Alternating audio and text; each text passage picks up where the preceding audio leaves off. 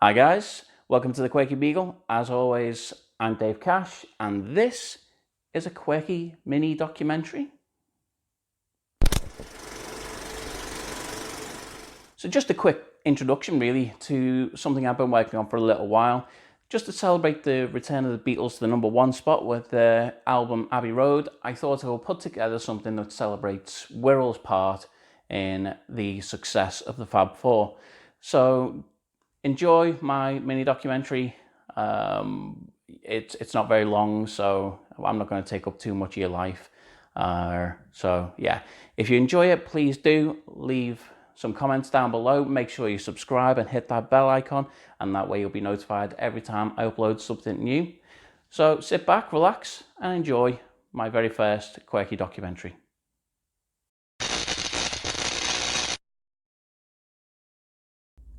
To celebrate the return of the Beatles to the #1 spot with their seminal album Abbey Road, I thought to take a little trip around the Wirral Peninsula and visit some of those locations that the Beatles played back in the 1960s as they made their way steadily up the ladder to the status of rock and roll icons. Though undoubtedly a Liverpool story, it's hard to deny the role that the Wirral played in the success of the Fab Four.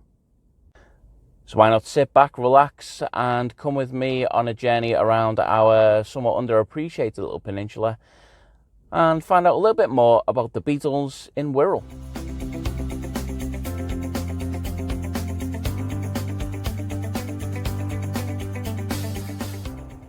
Behind me are the Grosvenor Ballrooms in Liscard, built in 1906 by local businessman James Bruin. These were purpose-built ballrooms which were ideal for the Beatles, who played here in 1960 to 1961.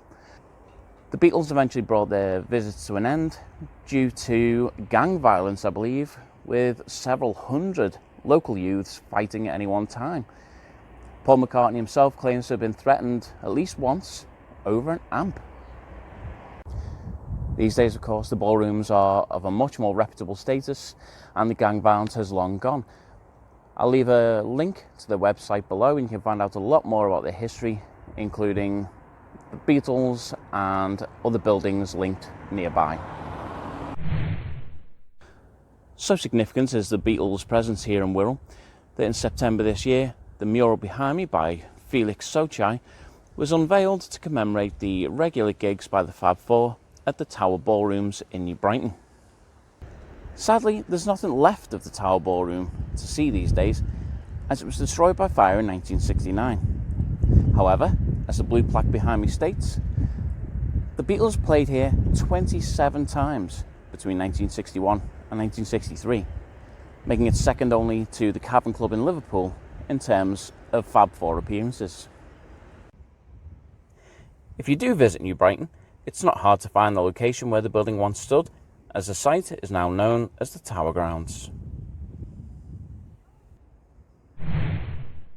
I should also point out this mural commemorates the work of original Beatles poster artist Tony Booth and is one of many murals to appear recently around New Brighton, making the resort kind of a destination for both art lovers, music lovers, and of course those just looking for fish and chips. Moving now from Wallasey to Morton and to the Apollo Dance Club on Pasture Road. The venue is now a Latin and ballroom dance school, but the Beatles played here just the once back in 1962 when it was called the Apollo Roller Rink. However, other than the blue plaque at the front, there is very little to show that the Fab Four were ever here. Nonetheless, the Apollo is a Beatles landmark and one more pin on the Wirral music map.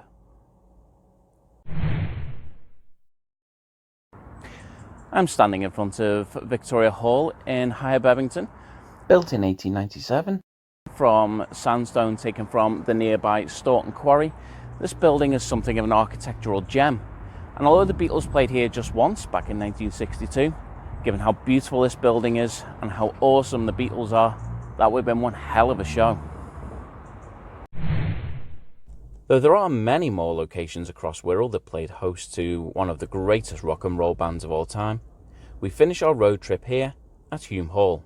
You'll find Hume Hall at the centre of the picturesque village of Port Sunlight, where the building once upon a time served as the original canteen for the nearby Lever Brothers factory. And although today it may be better known for its flea markets, antique fairs, weddings and other functions, the Beatles played here in 1962, featuring for the first time officially in their lineup, Ringo Starr. Though we have visited just a few of the Wirral venues that the Beatles played, there are many more across the peninsula. For example, there's the Barnston WI or Women's Institute, which was visited by the Fab Four in 1962. There's also the Majestic Ballroom on Conway Street in Birkenhead, which is sadly now a closed down Chinese restaurant, but once upon a time played host to the Beatles on a regular basis between 1962 and 1963. There's also MacDonagh Hall in West Kirby. I remember it as being a What's Cooking restaurant when I was a kid.